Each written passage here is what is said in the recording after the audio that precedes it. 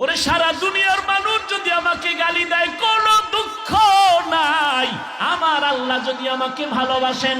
ও যুবক, তোমার জামাটা বেলেট দিয়া আপনজনেরা কেটে কেটে রেখে দিয়া 3টা সাদা কাপড়ের প্যাকেট বানায় বিদায় দিবে, এমন একটা জায়গায় কবরে রাখবে, কেউ দিনের বেলাও সেখানে যায় না, ভয়। ওতে তুমি কার পাল্লায় পড়ি আমার মাওলারে ভুলছো? কার পাল্লায় পড়িয়া তুমি নবীর সুন্নতের জবাই করতেছো রে বাবা? তুমি জানো নি তুমি যদি তার সাথে আঘাত লাগায় দাও, মোবাইলের নাম্বার ডিলিট করবে, পারলে তোমার কল্লাদারে দেহ থেকে ডিলিট করে দিবে। কেউ দুনিয়াতে আপন না রে বাবা। যতটুকুই জমিনে তোমাদের আপন থাকে, আল্লাহর কসম খেয়ে বলে গেলাম, একমাত্র আহলে হক উলামায়ে কেরাম উম্মতের আপন, এছাড়া আর কেউ বিনা স্বার্থে তোমার সহযোগিতা করবে না। দেখো না করোনায় বাবায় মরিয়া গেছে, ছেলেরা লোক দিয়া টাকা দিয়া লাশটারে রাস্তায় ফালায় রাখছে, দরজা লাগায় দিছে, লক করে দিছে। বাবার লাশটা কুত্তায় খাইলো না, জানাজা পড়লো, আর একবারও জানালা দিয়ে তাকায় নেই। কিন্তু এই লাশগুলো দেখছো নি, শত শত করোনার লাশ। আমার দেশের টুপিওয়ালারা আলেমরা কাঁধে নিয়ে গোসল করাইছে, কাফন পরাইছে, দাফন করাইছে, শত শত লাশ। একজন আলেমও করোনায় মরে নাই। ও যুবক, এতক্ষণ যে বয়ান করলাম, একবারও কিন্তু বলি না আমার মতো পাস করলি লাগাও, না হয় জাহান্নামে যাইবা, তাবলীগ না করলে জাহান্নামে যাইবা, কওমি মাদ্রাসায় না পড়লে জাহান্নামে যাইবা, একবারও বলি না রে বাবা। বরং আমি তোমাকে আশ্বাস দিয়ে গেলাম, কলিজা দিয়ে দোয়া করে গেলাম, স্কুলে পড়ো পড়ো, কলেজে আসো থাকো, ভার্সিটিতে আসো থাকো, ডাক্তার হও, দোয়া করে গেলাম আল্লাহ তোমাকে ডাক্তার বানাক, ইঞ্জিনিয়ার হইও, তুমি একজন প্রফেসর হও, তবে আমার দাবি একটা, বেয়াদব হইবা না। তোমার ব্যবহারে যেন কোনোদিন মা বাপ কষ্ট না পায়, আলেম কষ্ট না পায়। ও যুবক, তুমি মনে করো আমি তোমার দুশ্মন, আসো কাছে আসো, 2 দিন ঘুরো, দেখবা তুমি আমার মতো বন্ধু আর কাউকে পাবা না। ও আল্লাহর বান্দারা, তোমার সাথে আমার তো কোনো দুশ্মনী নাই, তুমি আমারটা খাও না, আমি তোমারটাও খাইয়া ভরা চলি না। আল্লাহর মোহাব্বত নিয়ে ভালোবাসি, মোহাব্বত করি। ও আল্লাহর বান্দার পরেও যদি তোমার অন্তরে কিছু থাকে, আমার সামনে এসে বলো। পেছনে পেছনে কেন চিৎকার দাও, পেছনে পেছনে কেন লেখালেখি করো? এই লেখার দ্বারা তোমার গুনার পাল্লা ভারী হয়, কিন্তু তাবলীগের ক্ষতি হয় না, কওমিওয়ালাদের ক্ষতি হয় না, আলেমদের ক্ষতি হয় না। আল্লাহ হেফাজতের মালিক। ইখলাস নিয়ে যারা চলবে, আল্লাহ তাদের জীবনটাকে ধন্য করে দিবেন। ও আল্লাহর বান্দারা, অতএব আল্লাহর জন্য 2টা ঘন্টার সময় আজকে বের করবা। আল্লাহ ব্যবসা নিষেধ করে নাই, চাকরি নিষেধ করে নাই, 2 ঘন্টার সময় আল্লাহর জন্য নিজের কল্যাণে দাও। তাও একসাথে দেওয়া লাগবে না। ফজরে 4 রাকাত 20 মিনিট, জোহরে 10 রাকাতে 20 মিনিট, মাগরিবের 5 রাকাতে 20 মিনিট, আসরের 4 রাকাতে 20 মিনিট, এশার 9 রাকাতে 20 মিনিট দাও। আল্লাহর কাছে আল্লাহ কয়, বান্দা আমি তওবার দরজা খুলে রাখলাম, জীবন ভর যদি গুনাহ করো আর একবার বলো আল্লাহ বুঝতে পারি রে, মাফ করে দাও, আল্লাহ বলেন তোর জীবনের সব গুনাহ 1 সেকেন্ডে মাফ করে দিব। তবে এটাও সত্য কথা, হেদায়েতের মালিক আল্লাহ। নবীর বয়ানে আবু জাহাল কালেমা পড়ে না, কত বড় বেঈমান। আবার নবীকে জবাই করতে আসিয়া কালেমা পড়ে নিল হযরত ওমর। এর নাম কপাল। সবার কপালে হেদায়েত হবে না।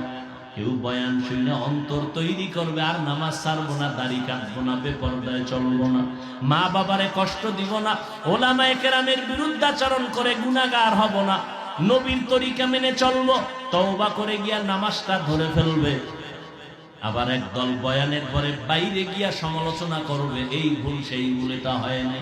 নিজেও নামাজ পড়বে না, যারা নামাজ পড়বে তাদেরও পছন্দ করবে না। নিজেও দাড়ি রাখবে না, যারা দাড়ি রাখবে তাদেরও পছন্দ করবে না। এই রকম কপাল পোড়াও এই জমিনের মধ্যে অভাব নাই। অতএব আমি বলবো রে ভাইজানেরা, ও বাবাজিরা, ও পর্দার আড়ালের আম্মা জানেরা, আপনাদের জীবনটা বড় ধন্য। আপনারা নবীদের মায়ের মতো মা, সাহাবায়ে কেরামদের মায়ের মতো মা, আলেমদের মায়ের মতো মা। আজকে স্টেজে প্রায় 25টা সন্তান কোরআনের হাফেজ, এদের মাথায় পাগড়ি দেওয়া হলো। এদের মা বাবার কলিজা কত ধন্য, এদের মা বাবা জীবনটা কত ধন্য হয়ে গেল। এই সন্তানগুলো হাফেজে কোরআন হয়ে গেল, মা বাবাও ধন্য হয়ে গেল। এরে আম্মা জান, আপনার কি মনে চায় না এক সন্তানকে কোরআন পড়নেওয়ালা ডাক্তার বানাবেন, কোরআন পড়াইয়া ইঞ্জিনিয়ার বানাবেন, কোরআন পড়াইয়া প্রফেসর বানাবেন? আপনার সন্তান আপনার আদর্শ নিয়া ডাক্তারি করবে, মা বাবার জন্য কলিজা ভরে দোয়া করবে, কোরআন পড়বে। এমন একটা সন্তান যদি বানাইতে পারেন, জীবন ধন্য, দুনিয়াও ধন্য, আখিরাতও ধন্য। ও মা, এখন থেকে তওবা করে নেন, নিজেও নামাজ পড়বেন, সন্তানকেও নামাজি বানাবেন, নিজেও কোরআন পড়বেন, সন্তানকেও কোরআন পড়ানেওয়ালা বানাবেন। ওলামায়ে কেরামের দোয়া নেওয়াইতে থাকবেন, কপাল খুলে যাবে রে মা। স্বামীর মাল হেফাজত করবেন, সন্তানগুলোকে আমানতের সাথে আদর্শওয়ালা বানাবেন। এখন থেকে তওবা করেন। বৃদ্ধ বাবাজিরা, আপনারাও তওবা করেন, যুবক বাবারাও তওবা করে নাও। জীবনে নামাজ ছাড়বা না, বেপরদায় চলবা না, মা বাবারে কষ্ট দিবা না। এরে আল্লাহর বান্দারা, ভালো করে বুঝো, ইবাদতের জন্য আল্লাহ আমাকে পাঠাইছেন। আমার কাজ হলো আল্লাহর আনুগত্য করা, গোলামি করা। এখন আমার ঘুমের দরকার, খানার দরকার, পানির দরকার। আল্লাহ বলেন, তোর কোনো পেরেশানি নাই, আমি সব কুদরতি ভাবে আয়োজন করে দিলাম। তোর পানি লাগবে দিলাম ফ্রি, বাতাস লাগবে দিলাম ফ্রি, তোর যেটা বেশি প্রয়োজন সেটা আমি ফ্রি করে দিলাম। লবণ আমাকে বেশি প্রয়োজন না স্বর্ণ? কথা বলেন। এই জন্য লবণের দাম কম না স্বর্ণের থেকে বেশি? কম না? যেই জিনিস বেশি প্রয়োজন এটার দাম কম। আল্লাহ কুদরতি ভাবে আমাকে বাতাসের বেশি প্রয়োজন, ফ্রি। পানির প্রয়োজন, ফ্রি। সূর্যের আলো না থাকলে অন্ধকার, ফ্রি। আল্লাহ পাক সবকিছু জিনকে দেন, মানুষের জন্য দিয়েছেন। জমিন বিচরণ করো, ফ্রি। গাছের ফল খাও, ফ্রি। নদীর মাছ খাও, ফ্রি। আল্লাহ সব আমাদেরকে দিয়ে দিলেন, সব হালাল করে দিলেন। আল্লাহ বিনিময় কিছু চান না। দুনিয়ার মেধাওয়ালারা, ইঞ্জিনিয়ার সাহেবরা মেধা খাটাইয়া আল্লাহর দেওয়া সূর্যের আলোটারে মেশিন দিয়া কন্ট্রোলিং পাওয়ারে নিয়া নতুন করে এটাকে আবার বিদ্যুৎ উৎপাদন করেছে, সৌর বিদ্যুৎ ঘরে ঘরে দিয়া মাসে মাসে টাকা নেয়। আল্লাহ কয়, তুমি আমার সূর্যের আলো নিয়ে যে টাকা খাও, আমার সূর্য যে ফ্রি দিলাম, বছরে 5 টাকাও যদি চাইতাম তাহলে দুনিয়াতে কোনো ধনীও বেঁচে থাকার উপায় ছিল না। আমি সূর্যের আলো দিলাম ফ্রি, চাঁদের আলো দিলাম ফ্রি, বাতাস দিলাম ফ্রি, সব ফ্রি দিলাম, বিনিময় কিচ্ছু চাই নাই। বিনিময় কিছুই চাই নাই, ঠিক, কিন্তু আমি চাইছি এতটুকু, তুমি তোমার কল্যাণে কিছু কাজ করো। কি? ইবাদত। ইবাদত মানে সবসময় জিকির, তাসবিহ, নামাজ না। ঘুমাবেন, ইবাদত। আল্লাহ কয়, বান্দা 24 ঘন্টার পর্দা লাগাই দিছি তোর হায়াতটাকে। এই 24 ঘন্টার মধ্যে আমি আল্লাহ তোর শরীরের মহা ঔষধ হিসাবে দিলাম রাতের ঘুম। এটা আল্লাহর দেওয়া ফ্রি শরীরের মহা এক ঔষধ, রাতের ঘুম। আমরা এটাকে ধ্বংস করেছি গজবের মোবাইল দিয়ে। সারা রাত মোবাইলে কবিরা গুনাহ, কবিরা গুনাহ, কবিরা গুনাহ, কবিরা গুনাহ। চেহারা শেষ, জীবন যৌবন শেষ, চরিত্র শেষ, লেখাপড়া শেষ। আল্লাহর দেওয়া রাতের ঘুম ফ্রি।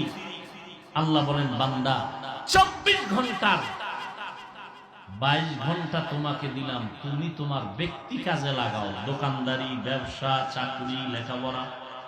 22 ঘন্টা তুমি এটা তোমার ব্যক্তি কাজে লাগাও। 24 ঘন্টার 22 ঘন্টা তোমার ব্যক্তি পরিবারে দাও। থাকে কয় ঘন্টা বলেন? মাত্র 2টা ঘন্টা তুমি তোমার কল্যাণে আমার জন্য ব্যয় করো। 24টা ঘন্টার ভেতরে 22 ঘন্টা তোমার ব্যক্তি পরিবারে ব্যবহার করো, ব্যবসা, দোকানদারি, চাকুরি, লেখাপড়া। বাকি থাকলো 2টা ঘন্টা, এটা তোমার কল্যাণে আমি আল্লাহর জন্য ব্যয় করো। তাও একত্রে পারবা না, তোমার সময় হাতে নাই, একত্রে 2 ঘন্টা দিতে পারবা না। আমি আল্লাহ কত দয়া তোমারে করেছি। আমি আল্লাহ পাক এই 2 ঘন্টা সময় আলাদা ভাগ ভাগ করে দিলাম, যাতে তোমার কাজের ক্ষতি না হয়। বলে কেমনে? ফজরের 4 রাকাত নামাজে 20টা মিনিট